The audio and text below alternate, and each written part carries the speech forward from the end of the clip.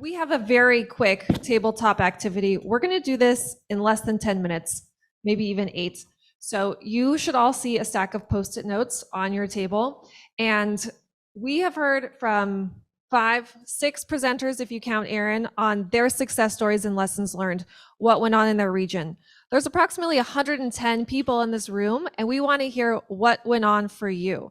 So if we can take the next 5 to 8 minutes to share your success stories, your local success stories around your table, jot them down on a Post-it note, please 1 idea per Post-it note, and stick them up on the corresponding flip chart boards around the room by region, roughly by region. We've got Northern California, Southern California, Central Coast, and San Joaquin Valley. And if you have another category and you want me to make another flip chart, I'm more than happy to. But the idea is we want to collect your success stories, and then we want to feature them in the summary reports and or the forum, the Floodmar website. So quick 8-minute activity, ready, go.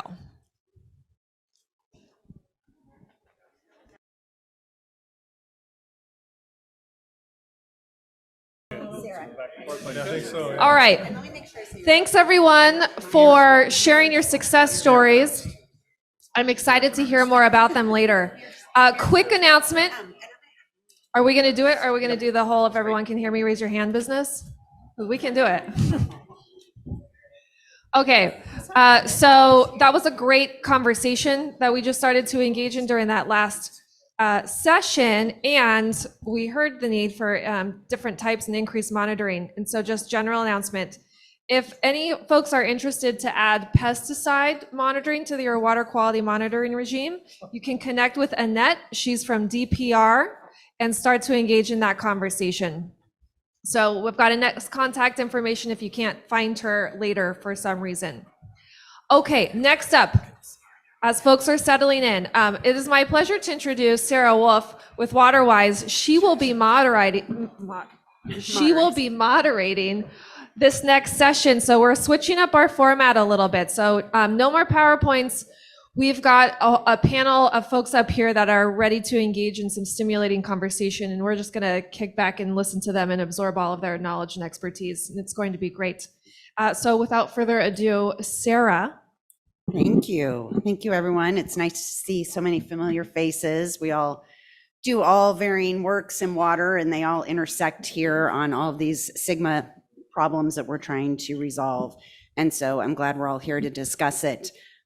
Today, we're going to have a great panel talking about how these things all intersect, how we intersect with different organizations through our efforts, and some of the successes and failures and how we've learned from them, I hope. But you have a great panel that I think will integrate a lot of what we heard earlier this morning, or today, I guess we started this afternoon.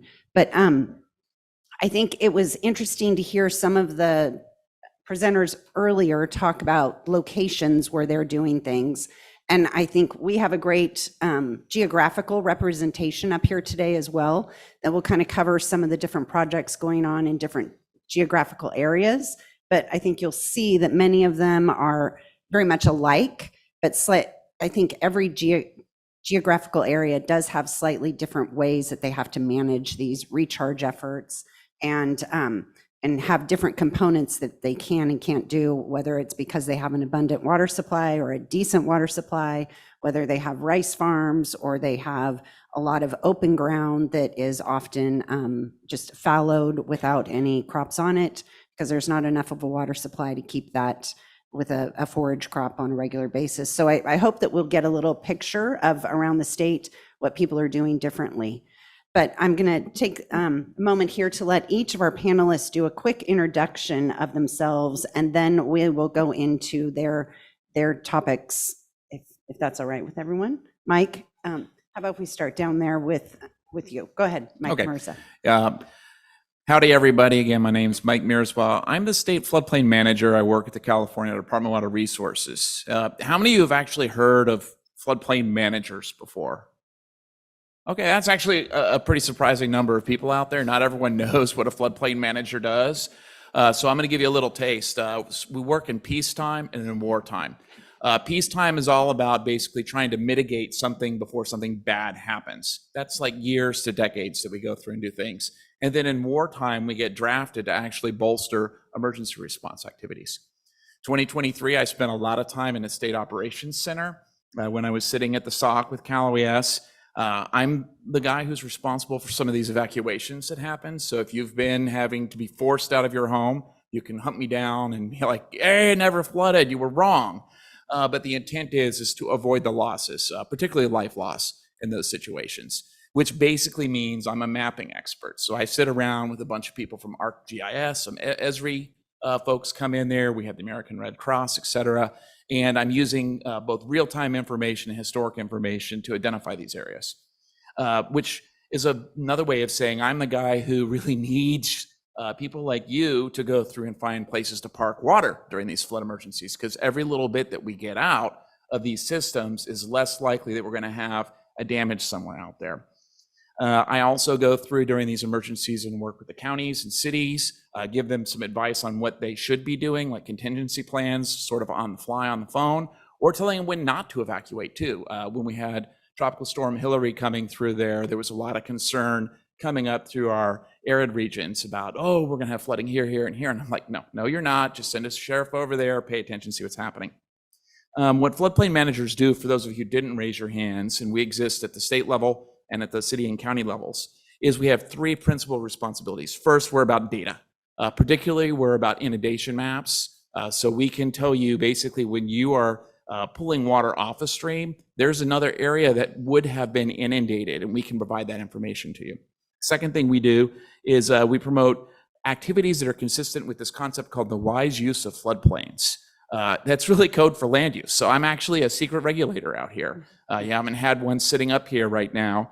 And we, in addition to land use, zoning, we also work with communities to develop ordinances, plans, and then of course we actually do building codes. So we're also responsible for those of you in the agricultural community when you're having to elevate all of those pumps and electrical components.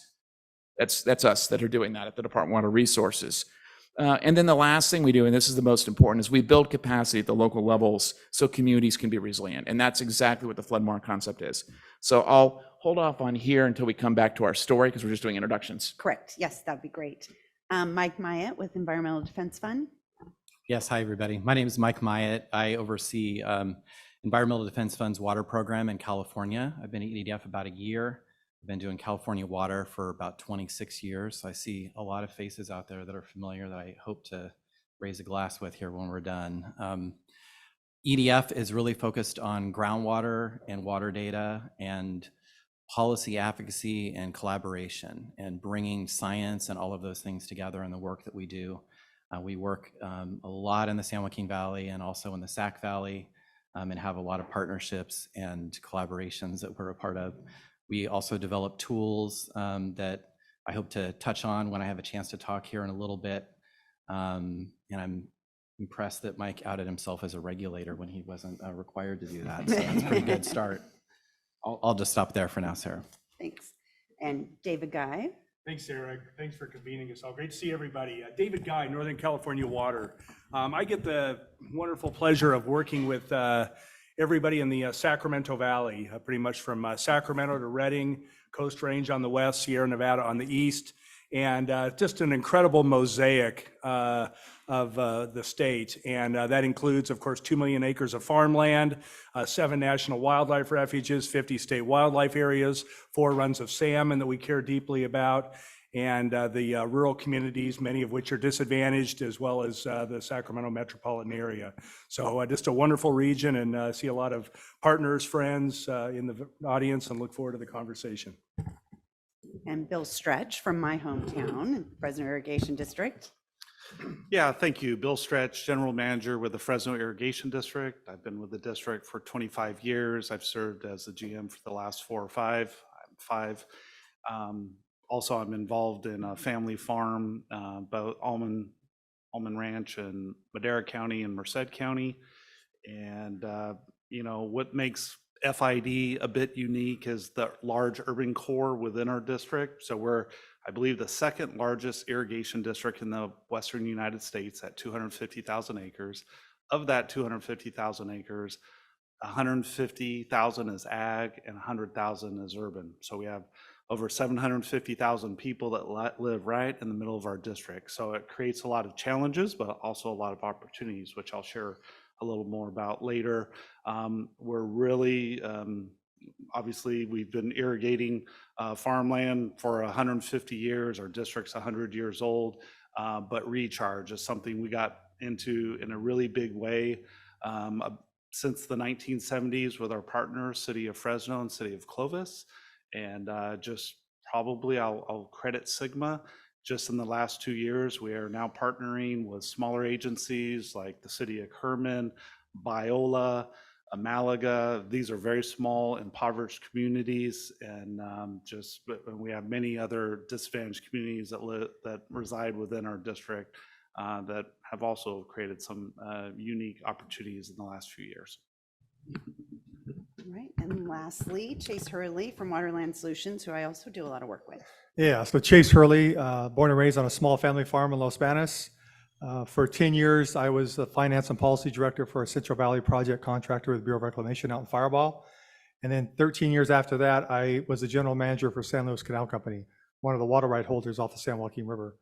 I left them around 5 years ago to go out and do my own thing with a vision of developing and managing water banks. So that's the focus of my company. But in the meantime, you sort of get drugged back to sort of what you've historically always done. So my firm, we probably manage 12 water districts or irrigation districts or private mutual water companies that are smaller in nature, that don't need a full-time manager or full-time staff, and they're spread throughout the valley.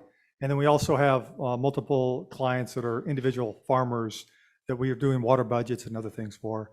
And today I'm going to focus on sort of the Red Top Chowchilla area. Thank you, Chase. All right, so now we're going to get into the meat of what all these individuals are doing in their area. And Mike, I'm going to start with you and ask you if you can talk about, all I ever hear about flood organizations is they don't have enough funding and that it's very challenging to get all the work done that they need to get done. And so I'm wondering if you can speak to a little bit about what you all are trying to do as an organization. Are there partnerships that you've been able to form to kind of overcome some of those? And then is there a sign of any additional funding that can be utilized for these efforts? Sure. I don't know where to start on that list. For the sign of additional funding, the rumors of the state budget not doing well are not greatly exaggerated, meaning they're actually pretty true. So don't expect a cavalry from my team coming out there with buckets of money. I do manage a lot of grant programs. It's usually about $100 million per year. FEMA has some grant programs that I do want to make a reference to. I was happy to see the NRCS was referenced by Mark, but the way Mark described it is that they're providing some funding, but not where he really needed the biggest bang for his buck, which is the tree removal. FEMA does have funding assistance through a couple buckets that I want to put on everybody's radar. First, they have in their hazard mitigation assistance this program called BRIC, Building Resilient Infrastructure in Communities. It was supposed to be $3 billion for this year. It got reduced back down to, I think it was about $500 million, which is where it sort of started in the new era of this. The idea is that before a disaster comes through, that once a year, usually around September, there'll be a notice of funding opportunity that comes through CalOES, the California Office of Emergency Services, and then you could have a project that would reduce a community from future risk. California has been so successful in applying for these BRIC applications that where that difference, that $2.5 billion went, is Congress has rediscovered earmarks, and the Mississippi River states have been getting a lot of congressionally authorized projects that are directed to these areas. And what has happened out there is the projects we were having were multi-benefit projects. The types of things that we've been talking about here would have been very competitive under the BRIC program. The other two buckets are a hazard mitigation grant program. Anytime there's a presidentially declared disaster, the state of California is entitled to 20% of the public assistance and individual assistance that is cumulatively collected over the course of the recovery from that disaster, which usually amounts to somewhere between $100 million to about $400 million, will come for another program to avoid a similar type of disaster. And California's approach is very liberal. So a fire disaster can be used for flood mitigation. A flood disaster can be used for fire or high heat disaster. So CalOES is very open-minded as to the types of projects that come through on these HMGP grants, and you only compete against California communities. The last bucket that's really out there is called flood mitigation assistance, and it's paid for from the fees collected on the National Flood Insurance Program, which I help administer within California. And this flood mitigation assistance is if there has been a claim on a property or a structure during a flood through the National Flood Insurance Program, you can have a community defense system. So you can come up with innovative projects to apply for it. California almost never has had any big FMA type projects out there, but that's where some of the money sits out there. As far as the partnerships that sit out there, this is where the opportunity sits. One of the innovations that's sitting out here, we talked about it, was Sigma and these groundwater sustainability plans. When I went through and reviewed some of the first round of the GSPs that were coming out in the critically overdraft basins, I was a little disappointed to see that there weren't as many flood mitigation projects that were identified in there. It was a lot of recharge projects for the sake of getting that groundwater balance out there, but the flood impacts and the flood benefits weren't really highlighted in the plans, and that's okay. This was the first round of going through and developing those plans, but the innovation that I'd really suggest to anybody who's actively participating in a GSP is to start actually identifying with the poor flood management districts, because it's all about avoided losses. We're usually the first to get cut on funding and usually the last to get into the queue to kind of get started up, because all we're doing is avoiding a loss, not necessarily monetizing a benefit out there. But if you could work with those individuals, you can start identifying what some of the projects are that the flood management community has. And your floodplain managers at that city and county level, they're the integrators. They might not be building those projects, but they will know someone in public works who is interested in one of those projects.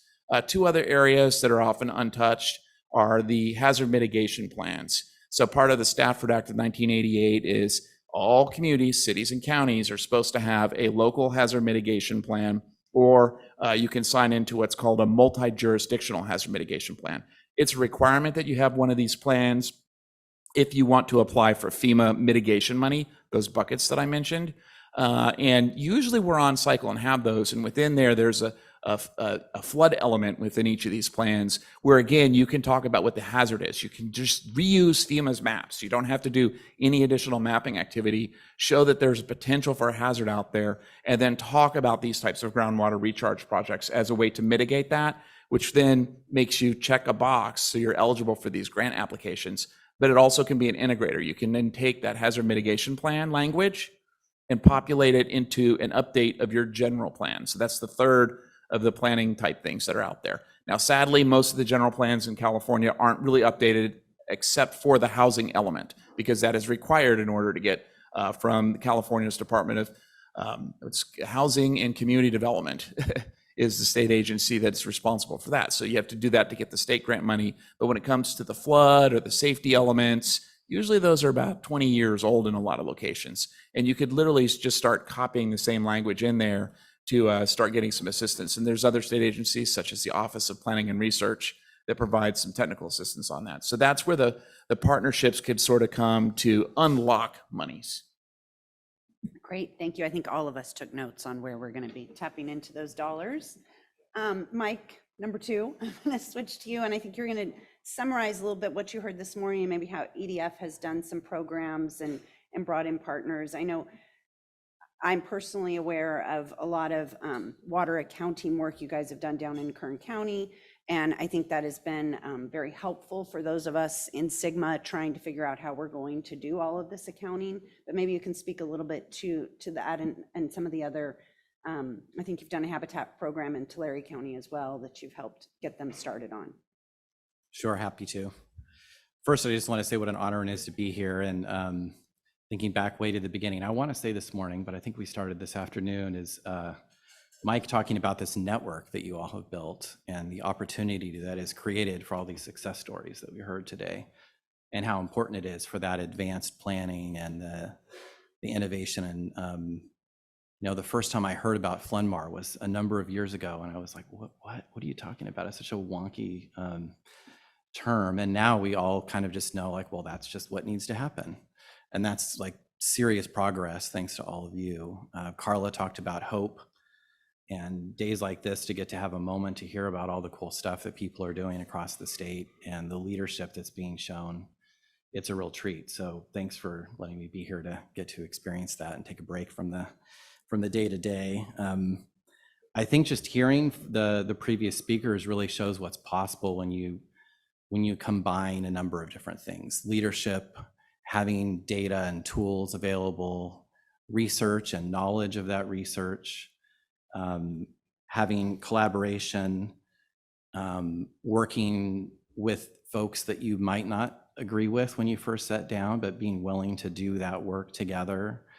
Mother Nature cooperating, and I guess the good thing for FloodMar is that it's a really important tool both for wet years and dry years and extended periods of drought. So I think you all should continue to seize the moment no matter what's happening out there, and don't think of it just as a wet year thing to get attention on. And having policies in place that are ready so that when the moment comes, you can take advantage of them, and the policies that incentivize people to do the right thing. And we'd heard a number of those this morning. Like Kristen, I'm a member of the Aaron Fukuda fan club. And for those of you that don't know him already, got a sense of why that would be with what he is doing. And Kristen is doing some amazing things in her neck of the woods as well, and showing leadership on the ground. Farmers need to also be experts in applying for grants and funding. And that's maybe not a skill that people think of when you think of farmers, but boy, that was sure clear from the ag math that Mark was showing and the stories that Christine was sharing. Imagine if when Christine called her or emailed her water manager and they didn't know what she was talking about, then your awareness of the research and your knowledge of the on the ground of your own farm, plus the level of the leader in your region being aware of it and willing to try new things is kind of what made all of that possible. So I guess that's where I wanted to start, is just kind of a little bit of cheerleading for all of you, but an appreciation for how far you've come. And it really just feels like now is the moment. So having your action teams, or whatever it's called, tomorrow, please keep doing the good work. In terms of the second question that you teed up for me, Sarah, to talk a little bit about EDF and the work we've done. There's a number of areas that intersect with FloodMar. I'll start first with multi-benefit land repurposing, which many would think first of as a drought strategy and a Sigma implementation strategy, which is both of those things are true. But it also does allow for eligible projects related to floodplain restoration and recharge. And we're seeing that with some of the block grantees forming plans with their communities that's a part of what they're planning to do. And so that's an exciting opportunity that EDF is directly engaged in. We serve as the co-statewide support entity for that program, which means that we support the block grantees, receive funding from the Department of Conservation, and create sort of a learning network and helping provide technical assistance and so forth in that work. We also are developing a groundwater accounting platform, and we are partnering with 5 pilot partners right now. We got this started back in 2018 with Rosedale Rio Bravo Water Storage District in Kern County, and have now expanded that thanks to funding from the state and federal governments to have 5 pilot partners. Rosedale's still with us, and we're also working with Kristen and Yellow Water. I'm still an early adopter of calling you Yellow Water. And Merced Irrigation Urban GSA and Merced Subbasin GSA, and also Pajaro Valley Water Management Agency. So a number of the folks you kind of heard from today. Aaron actually did a fantastic job sort of describing what this is when he talked about his dashboard this morning, and showed visuals of a tool where the GSA managers and their growers and landowners can go on and see what's happening. Landowners can view their parcels and track allocations and any other policies that GSAs would adopt, including groundwater recharge credits or anything else that would flow down to them to manage. And then they can see, almost like a bank account, how they're doing against their allocations, what they're actually using kind of in real time. We're doing that work in partnership with the California Water Data Consortium and ESA and Olson Engineering. And I think ESA is going to be here today or tomorrow, whenever you guys will have a poster session or tables with information. And they just a little shout out to go visit them. They'll have, I think, handouts on this project on the groundwater accounting platform, since they're our partner there. Thank you. Many of those we're all working on through our various agencies. So I know many of you in the room are already working on many of those projects. Next, we're going to switch to David Guy and all the work that NACWA has worked on with the environmental community, the farmers. I think you've been at this maybe longer than any of us on these projects and how to build a diverse group of interested parties around a project and find some success in that. So. Yeah, thanks, Sarah. And yeah, thank you for you and the kind of the framers for this to think about integrated approaches. I really appreciate that. And obviously that's something that I know a lot of folks are thinking about, and how we can do that in the future is going to be really important. I think all this put out a concept that I think is just a really important current in water management in California. And then let's kind of build on that if we can. And that's this idea of water on the landscape. Water on the landscape. When we think about a lot of what we're doing right now, it's really thinking about water on the landscape. And let's kind of think through that a little bit. You guys are all working on it in different ways. But one of the things that we've really thought about, of course, is when you think about the landscape, people historically didn't think a whole lot about the aquifer systems. But obviously the aquifer systems are a really important part of the landscape. I was fascinated that the legislature this year, it took a law to acknowledge that. What everybody in this room knows is obvious, that aquifers are part of the infrastructure of the state or the natural system. So I think that's a good step forward. But is what we're thinking about is, how do you put water on the landscape? Scientists at the University of California worldwide are all pointing to water on the landscape as the best path forward for fish and wildlife. We've seen success stories with some things on the Pacific Flyway. We've seen some success stories on Butte Creek, other places, and a lot of that was because there was water on the landscape at the right time and place. Flood protection, as Mike talked about, has to come first. We all know that. We have an amazing system in the Sacramento Valley of flood protection, started largely with the levees. Then we have some of the reservoirs, and then obviously the bypasses are just ingenious. And they all work really well together. And of course, the primary goal is to keep the city of Sacramento dry, as well as some of the rural communities around the area. But that system is amazing. But I think it's safe to say that when we built that system, we didn't think about some of the consequences to things like salmon. And so now we have an opportunity to kind of reimagine that infrastructure. And it's through a combination of, what are we calling it now, Camyar? That's our Camyar. Is it backbone infrastructure? Is that what we're calling it? Okay, thank you. Yeah, Camyar's got the terminology in the water plan, but yeah, so we've got some of that, as well as obviously nature-based solutions. You know, you guys can call it what you want, but it's a combination of all those things where we can reimagine that infrastructure, all with the goal of getting water out on the landscape. And that water is critical to fish and wildlife during the fall, for the migrating bird season, for the shorebirds that Julia talked about, for the garter snakes that are endangered species. And then, of course, we're now continuing that into the winter now with a lot of our partners here in the room for fish food and for helping with salmon and their survival. And that's really exciting. And of course, we all know that as getting water out in the landscape, that's also important for groundwater recharge and all the things that kind of surround that. What is great about that in the Sacramento Valley is that can be done in a way that's compatible with what water has traditionally put out on the landscape for, and that's, of course, farming, as well as to some of the cities and rural communities.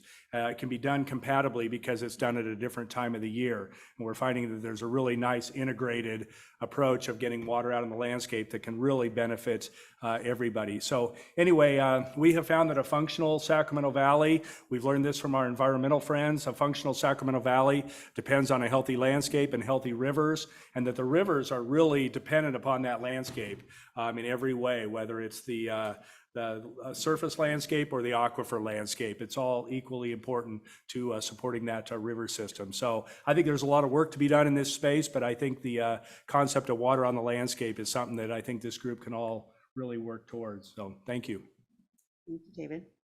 And now, Bill, I know you, because I live next to a lot of the ponding basins in Fresno, I know that you have a lot to share on how you can integrate the urban center on recharge with the agricultural community.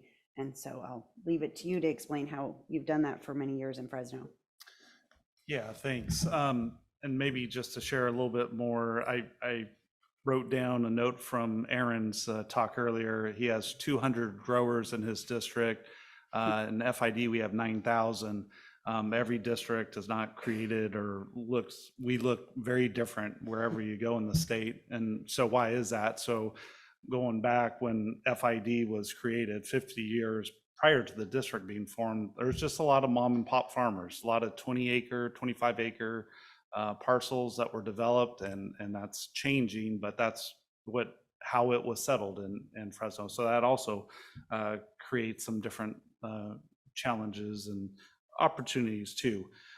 As far as water supplies, I'll just walk through a little bit of our water supply portfolio, then I'm going to go into how did we manage this year's water supply, and how did we handle it on farm and in our recharge basin. So on an average year, FID will import about 500,000 acre feet of water. So just to put that in perspective, 500,000 acre feet of water is roughly the same amount that's held in Millerton Lake behind Friant Dam, or half is what's in Folsom, or half which is in our main water supply off the Kings River Pine Flat Dam.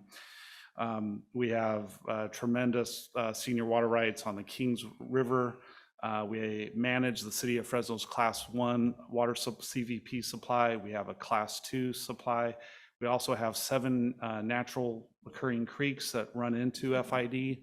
And one of the things that makes us unique also, I talked about the urban population, is that we have our own flood control agency. They're called the Fresno Metropolitan Flood Control Agency.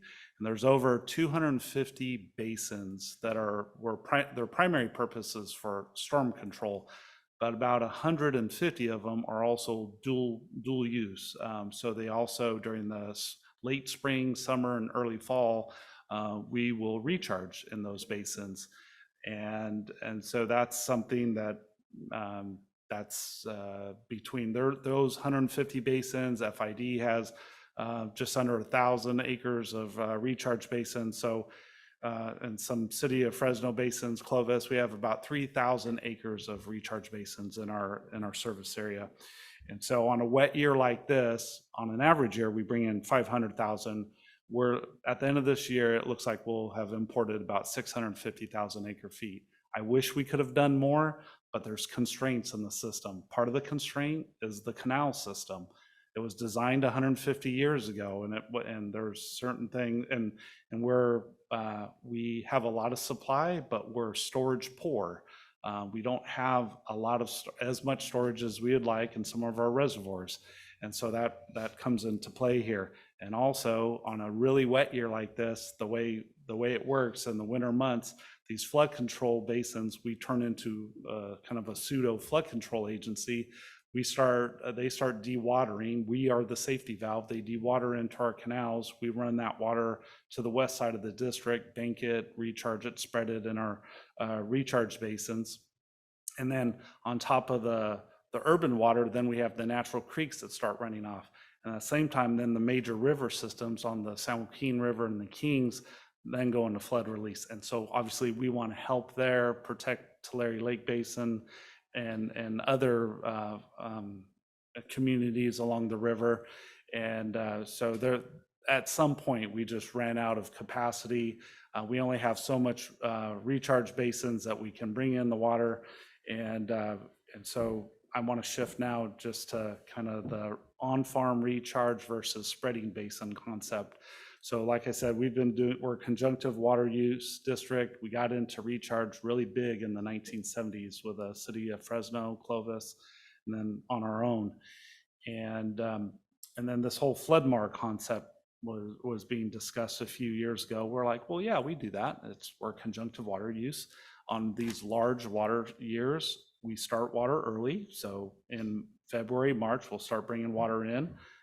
It might be raining. The farmer might not want the water, but we advocate for them to take it. There's no really financial incentive for them to take it. And so just through education on our own, sustainable conservation and others, there's more willingness now. But just to put things in perspective, I can run about 500 CFS in my system to my spreading basins. How much water can I divert to on-farm recharge? Like 15 to 25 CFS. And so part of that is improved education of our growers, but also it's a burden. Some folks talked about it earlier. It's challenging from an irrigation district's perspective to know when that water is coming, how much we're going to have it. We were talking about earlier, we came out of a 3-year drought. In December, the Bureau was sending letters to everybody, prepare for our 4th dry year. They're holding the reservoir levels up, and boom, it starts raining. And now, but the year before, it rained really hard in December, and that shut off. It did not rain again. So we're balancing. It's like, okay, so are we going to start spreading this water, tell our farmers to start taking water, and we're essentially going to go into our irrigation district or irrigation run in January, February, and then we're not going to shut off? We just ended our water season October 31st. It was a great year. And so it stopped raining for 3 weeks in February. We got nervous, and our growers were like, you better not waste our water here in January and February. We want it during the summer on the back end. So we shut down operations for a while, and then the rest is history. Or, obviously hindsight's 2020. We should have kept going.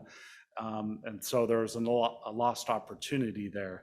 But also the difference between running a canal system for a recharge run, I can run water, a lot of water on the bottom of our canals. Our weirs are down. I don't need much manpower to run that water into a basin. Those basins take huge gulps of water. On farm recharge, now you need people to man those requests coming in. Many times are on smaller laterals. Now we have to elevate the water levels. We have to board up or pull our automated weir structures up. And now I need to transform my construction maintenance crews over into water operations. So there's a lot of factors that go into it. I was talking to Dr. Mountjoy. I've talked to him on and off over the years, and at least in our district, our growers pay assessments only. There is no volumetric charge. So there's no way to necessarily, at this time, volunteer or to incentivize them monetarily to take it. We can develop those programs, cost money. So we incentivize, we put the word out and say it's free. And versus where my family farms in Madera, instead of paying $85 an acre foot, now we're paying $10, which is great. I think just the sound of that, it just makes you feel like you have to take that water if it's that much reduced. So I think I could talk on and on about our irrigation programs and our recharge and on farm, but I think that kind of gives a perspective of how we handled it this year, what we do, and some of the challenges we run into. And maybe one last note before I kick it over to Chase. Also, just for perspective, over the last 15 years at FID alone, we've recharged about 750,000 acre feet of water. And I'm not talking deliveries to our growers or deliveries to our cities. It's just recharge. And my neighbor, who has some of the sandiest ground in the state, Consolidated Irrigation District, which is like Selma, Kingsburg, that area, they've done over 1 million acre feet in the last 10 years, I believe. And so what do we need? I've bought 400 acres of land to build more recharge basins, and I can buy land, design it, permit it, construct it in about 3 years, but I need money. And to pass those costs on to farmers is not easy, or to our cities is not easy. The grant programs that are out there are great, and we hope to get a grant every 2 to 3 years to help. But there's a lot of things districts can do. We can mobilize, we can build really quick if there is additional funds or streams of funding coming in. So I'll get off my soapbox. Thank you, Bill. Now we're going to switch to Chase, who's going to cover an area that doesn't have a surface water supply or historically had not had a surface supply, and also is surrounded by a lot of acreage without surface supply. So Chase is going to speak a little bit about how they're figuring out flood mar and opportunities that they have. Yeah, so just as a little background, I'm going to focus on the Chowchilla Red Top area out Highway 152 and the intersection of 59 out in western Madera County. And just for a little more background, at that time when I got started out there, Mark Hudson, who you heard from earlier, was my boss. And a lot of what we've done since then and what we have today is really because of Mark's thinking. He was a farmer at the time and a ranch manager out in that area and had a lot of really good ideas. And he was out in front of people about having to get things done so you're ready when water shows up. So out in the Red Top area, if you remember back in 2012, 2013, in every newspaper, it seemed like, or every news station, this term subsidence came up. And the Red Top area along the San Joaquin River, south of Highway 152, was the center point, not only in California, but in the nation, of getting people to understand what subsidence was, what was causing it, and the long-term effects if you weren't able to mitigate it. And so I was called out along with another water professional to go out and talk to those landowners out in this area east of the San Joaquin River that didn't have a surface water supply, and educate them on what was going on with subsidence and try to put a game plan together about how to fix it. I truly believe in two things. One is, in a large part of California, we don't have a water issue per se, we have an access issue. We did a really good job back in the 40s and 50s of building the State Water Project and the Central Valley Project, and it was built, for the most part, going north to south. But a lot of connectivity west to east and vice versa just hasn't got done over the years. They've done a good job of it in Kern County and other areas, but in the Central Valley, we really haven't piggybacked on the initial infrastructure was there. So my vision and my direction to those folks out there is, let's get you connected to the system, put some infrastructure in the ground, and we can find the water. You get connected to the system and we'll go out and find you surface water. But at the same time, we had to get them focused on the other type of water, and that was flood water. We just so happened to be between the San Joaquin River and the East Side Bypass, which is a flood control channel off of the upper San Joaquin River downstream of Millerton Lake. And on average, that system runs every 4.5 years. And the other sort of educational point that we had to make to our farmers is, we get tired of talking about pilot projects. You guys can't focus on pilot projects. You got to think big, and you got to build the infrastructure before the water shows up. It's going to show up every 4 to 5 years. So when we started, we got the district started in 2017. Mark wasn't a happy camper. I convinced him to build $1.5 million pipeline, and for the first 2.5 years, didn't have any water in it, and he had to answer to his boss. But because he had that pipeline in the system, when flood water showed up, and not only in the local area, but when the state of California got wet, we were able to move surface water supplies in that weren't flood water from this local region. And so by putting a mitigation program together, where we require every landowner that's in the district and one adjacent landowner, he is, as of, well, the last 2 years, they were only allowed to pump 1/4 acre foot from the deep aquifer below the Corcoran clay. That's where the vast majority of our subsidence issues are from, is pulling water from below the Corcoran clay. They signed an agreement where they agreed to limit their pumping from the deep aquifer. But to do that, we had to fill that shallow aquifer above 300 feet so they can put more shallow wells in and access the shallow water. But the reason they were in that deep aquifer, because there wasn't any shallow water, right? But because we put the mitigation program in place in 2017, we got the district up and rolling.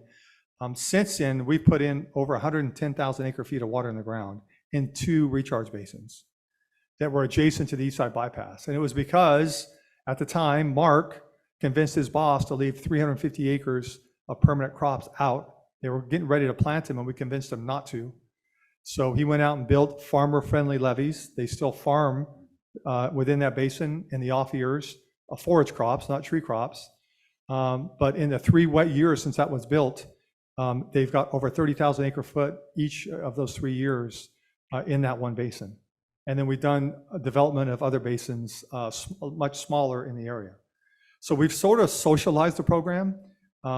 Every landowner is committed to take 3.5% of his acres out of production and put them into recharge facilities. But if they don't want to pull their own land out of production for whatever reason, and one of the main reasons is maybe they don't have soils that are conducive, they can pay their neighbor to help offset them going and pulling their land out of production for this infrastructure. So I think because we've educated our growers, we've had some people now annexed into our district. A Sigma-related issue has sort of driven some of that as well, in terms of if you want to be in Western Madera County and be guided by the GSA of Madera County, and they have a groundwater allocation program in place. Triangle T Water District does not. Our vision is to get as much water in that shallow aquifer as you can. And then if we need to pull that shallow aquifer all the way down in dry or normal years, that's what we have it there for. And then we'll have to mitigate the other years with rotational fallowing or some other programs. So I have another client that's a dairyman out in that same area in Western Madera County who has over the last 2 years has been under the Madera County groundwater allocation program. And he hired me to help them say, hey, I'm a dairy farmer out here. There isn't many of us left. I'm a pure white area grower. What can I do to help long-term mitigate the groundwater allocation program? So the first thing we did is give him a groundwater budget to help him make his allocation over the first year. And the second thing I said is, you've got to get ready for the next time the East Side Bypass runs. You've got 700 acres just adjacent to it, and you haven't done a very good job in the last 20 years of pulling water out of that system. So this year he spent some money, he got ready. And this year, because he was ready, he was able to farm 700 acres of double cropping between wheat and silage corn, which I would have never recommended him doing if it wasn't a wet year. There's no way I would have allowed him to, quote unquote, put corn in the ground. But 95% of his demand from March through August was met by floodwater that he pulled off the East Side Bypass because he went out and spent some money. And with dairy prices and milk price, he had to take a big leap of faith and suck it up a little bit. But because he did that, obviously he got the advantage of pulling water off the bypass that cost him some money because of infrastructure and pumping and stuff. But on the flip side, what I was able to show him is those groundwater allocation credits, the pumping that he didn't have to do this summer because he was ready, those now get to carry over into next year. And those credits are going to be very valuable for him in 2024 if Mother Nature gives us an average or dry year. Because now he's got more ability to pump next year out in the Madera County wide area. So it's the vision of getting away from pilot studies. You got to think big, having access to surface water. And our growers this year, because even in a wet year like this where we pull a lot of water off, we were still on the market buying water. And we bought water anywhere from, we had a $35 water contract, we had a $300 water contract, and sort of hate to say it, but we had to take 4,000 feet this year of $1,200 water. And we took the $1,200 water, I wouldn't say happily, but we took it because I know I've got a multi-year contract for the next couple of years in case it runs dry. So we have flexibility now. We have 6 different customers that we bought water from, where before 2017, there was never a drop of surface water out in that area other than flood water. So maybe I'll leave it at that. Thank you. I think you can hear there's a lot of success stories. One thing I did hear from a couple people, and I think it needs a little bit more exploring because I'm personally curious about it. I think that one thing all of us are doing around Sigma and Floodmar is repurposing existing infrastructure. And sometimes that is just using the infrastructure as it exists for something different. Sometimes it's enhancing it, adding to it so that it maybe can have multiple purposes during different times. I'd be curious from any of you, what some of the hurdles are you see in repurposing some of that infrastructure. I know top of the list for everyone is money, but are there also regulatory or agency things in the way that hold us back from being able to just go and use that for multiple purposes? Bill. Well, I can add to that. Amongst some of the other things we're working on, we're working with the Army Corps of Engineers right now. There's a reservoir, and it's a flood control reservoir. It's called Big Dry Creek. It's near Clovis. And it's been in existence, I think, since the 1940s. And historically, the way it's operated, basically it's a dirt dam. There's been some improvements over the years, but you know, I always joke that a flood control agency sleeps really well at night with an empty reservoir, getting ready for that next big flood. Water managers, that makes us crazy. We want reservoirs to the top, filled to the top. So, you know, there's some give and take between Army Corps of Engineers, our local flood control agency. But what we really want out of that reservoir, it's small, but it's still big. In the post-Sigma world, everything matters. It's 30,000 acre feet in volume. I don't believe it's ever filled more than 45%. And the flood control agencies would never let it get there. I mean, they got to be prepared for, you know, a 300 or 400 year storm event. So we're working with Army Corps of Engineers right now with some consultants. We wanted to hire our own, but they have their own process that they go through, and it's called a 3x3x3, sort of a joke. It takes 3 years, $3 million, and we'll get a report that's 3 inches thick that will then tell us the opportunities we may or may not have to, and I'm sorry, I probably glossed over, what are we trying to accomplish? We're trying to hold water in that reservoir longer and then bleed it out over the summer and fall months to help water go to our cities or disadvantaged communities and to our farmers. And so, and it's expensive, it's highly politicized too, it's complicated. And so this is a new arena for us. And we've got our own partners, that makes it complicated too. So we're just in the early stages of moving forward with Army Corps of Engineers, and they've been great to work with. But it's just, I think we could do it in maybe 6 months for $200,000 and have a 20-page memo or about next steps. So that's maybe too simplistic, but that's from my perspective. David? Yeah, thanks, Sarah. Yeah, I think, thank you. The question about repurposing infrastructure, I think is really exciting. I think in the Sacramento Valley, let me just walk through a handful of pieces there to kind of paint together this picture. We have a portfolio, we have a group, many of you are involved in this, what we call Floodplain Forward. And that's the idea of reactivating floodplains and in the Sacramento Valley for all these purposes we've been talking about. And so if you think about it, you start at the top of the system, and right now there's a process to be notching the weirs at the top of the bypasses. You know, the Fremont weirs kind of in process. We're now looking at Sutter Bypass, Teasdale weir. I think all the weirs could be notched in a way that, again, keeps the sanctity of the flood protection system that Mike has to take care of, but also allow water to be put down into those bypasses for all these other purposes when we're not in flood stage. And I think there's a real added value to the valley for that. There's also a lot of work that's being done along the river with respect to meander zones, old oxbows, those kinds of things. A lot of exciting work there. Groups like River Partners, some of the mitigation banks, Westerveld, others, many are involved in that space doing some really neat work. And then I think obviously being able to get that water out onto the landscape, as we were talking about earlier, during the fall and the winter, I think is just really important. So things like level 4 supplies for refuges, getting water out on rice lands during that period. I think that infrastructure. So I think there's a lot of really exciting things going on with respect to that infrastructure.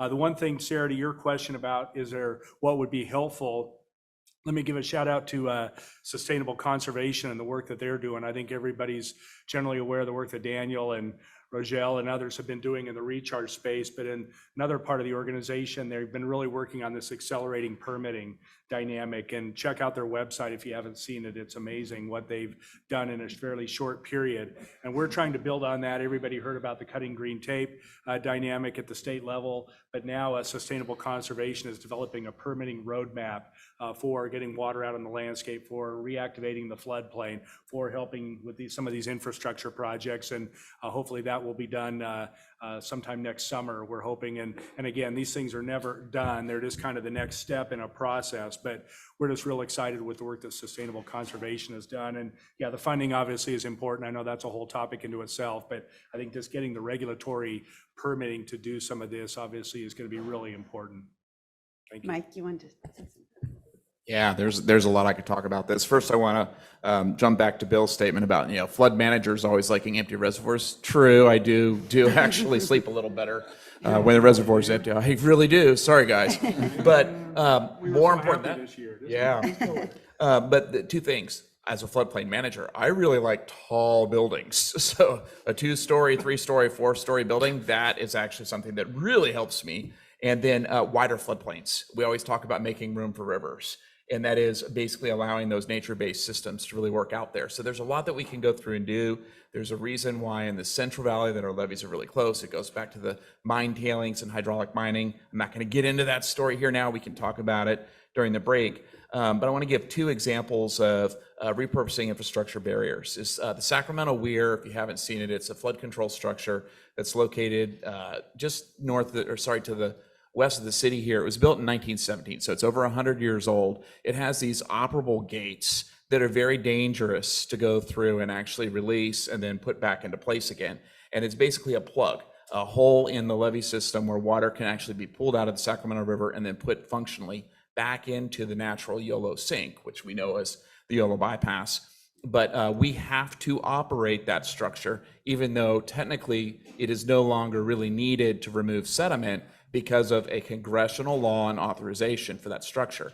Now, the way we're kind of working around is creative. We have this massive project called the Lower Elkhorn Levee Setback Project. And in this levee setback project, we're building this new setback levee to allow more water to go through the Sacramento Weir, while parallel, we're letting the Army Corps go through and talk about maybe building the notch bigger next to the Sacramento Weir to kind of bypass water around this gated structure we have to operate. But it's really these federal authorizations. When you get these congressional approvals, you have to spend money, unfortunately, to get the thing changed. So one of the challenges we have out here is in the past when we've gone through and done something, an authorized structure basically is there for life.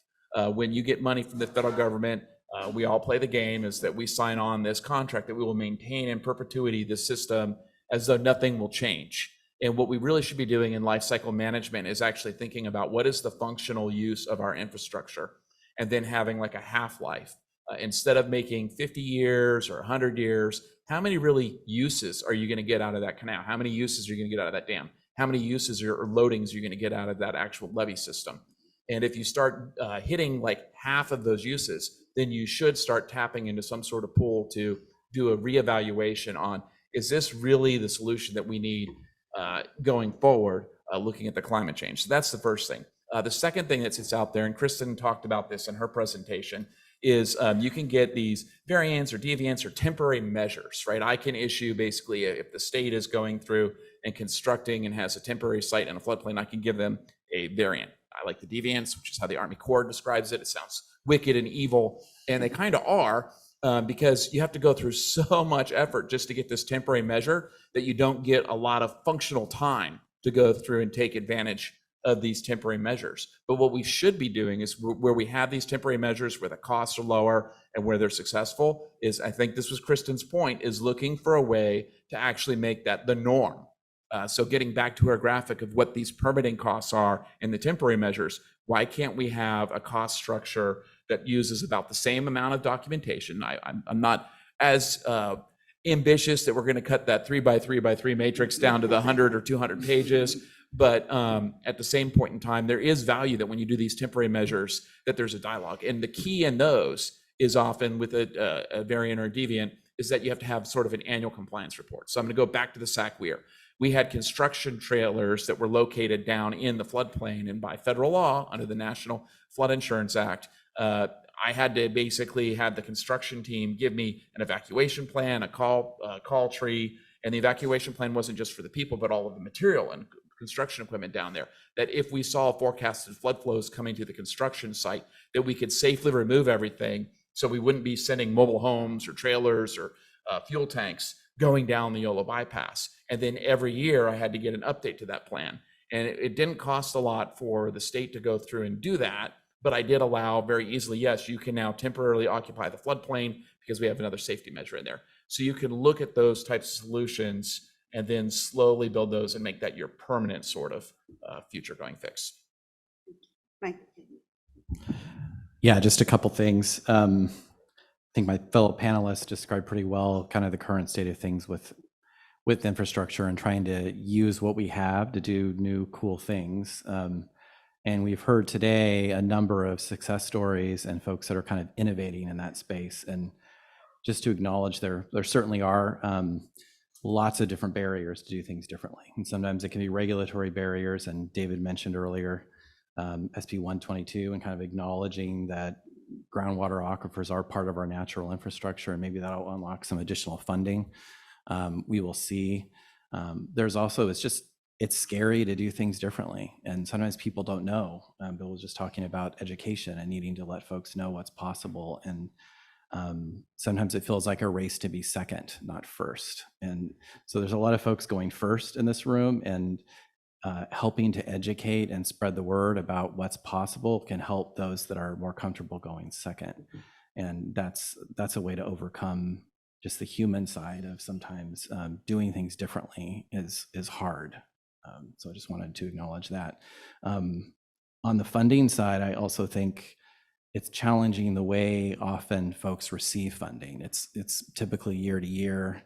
The bookends of projects, the planning on the front end, the monitoring and the O&M on the back end, very hard to fund and very hard to hold on to. In one of my previous gigs, I was the budget officer at DWR during a pretty bad economic time. And whenever I called anyone and they heard my voice on the other end of the line, no one was very happy to hear from me, because I was running all of these various general fund cut drills. And I can say things like O&M and trying to hold on to funding for data.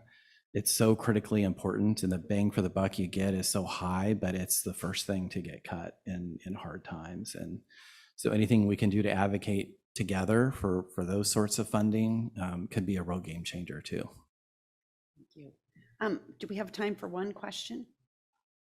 Final one. Okay, somebody from the audience have one really great question for us? Are you all asleep? Did you all fall asleep on us? Mark. Mark put his hand up first. Where's Mark? Does Mark have a mic? Have it, Mark.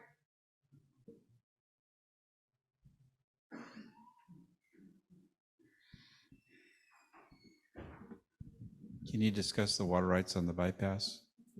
And oh yes, I Grant. think we were told we had 1 minute. How long has it taken?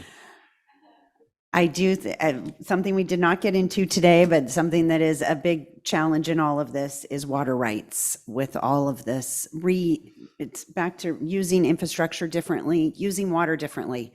How we have water rights in California is built for a surface supply system. This new world of using a surface supply to put in the ground for a later use at a later time is really challenging, I think, for regulatory authorities to work through and figure out how to manage that. We are in many of our districts going after appropriative water rights that are for flood flows specifically, and trying to find ways to obtain a water right. And Kristen spoke to it earlier. We're doing temporary permits in the Red Top area. Just gives you a picture of how much interest there is for diversions on this East Side bypass. We have an appropriative water right in that is before the state board with 37 diverters. Those are 37 pumps in the bypass that would take water out onto their farmland for either in lieu or for groundwater recharge. And so there's great interest in doing this. I think to the point said earlier, we need to figure out a way to streamline that and work through this process so the temporaries and the long-term rights are accessible to landowners. So it's still in process, Mark. It's happening on the East Side bypass and many, many other places. And yes, we submitted our application in 2020. With a check of $600,000? Yes. That bar that Kristen had up that goes to the top, we hit the top. So, yes. Something that's probably scarier than a full reservoir to a flood person, just to a regulator in general, is another regulator. And one of the things you can do when you're trying to get basically a temporary variation on some sort of water right process is find that floodplain manager, because we're going to have a little bit more intimate knowledge on what those impacts are, and we can really kind of fly off the handle while you can kind of play the good cop in those meetings with those regulators. And those actually did happen, so that I would come in on some of the SB 122 discussions out there and talk about what are the real consequences of if this water continues to go downstream. And it really would sort of stay the hand at the state level of like these other regulators out there to hear that there's this other perspective and law sets out there. So sometimes putting that other chair on the table, talking to them, and then including them in the conversations can be helpful. It's a great point. Well, thank you. I've enjoyed listening to all of you very much. It's been a great panel, and I hope you all have as well. And I think there's one more speaker, but eventually you're going to get your glass of wine. So have a great evening, and thank you for having us. Thank you, panelists. Thank you, Sarah. Yeah.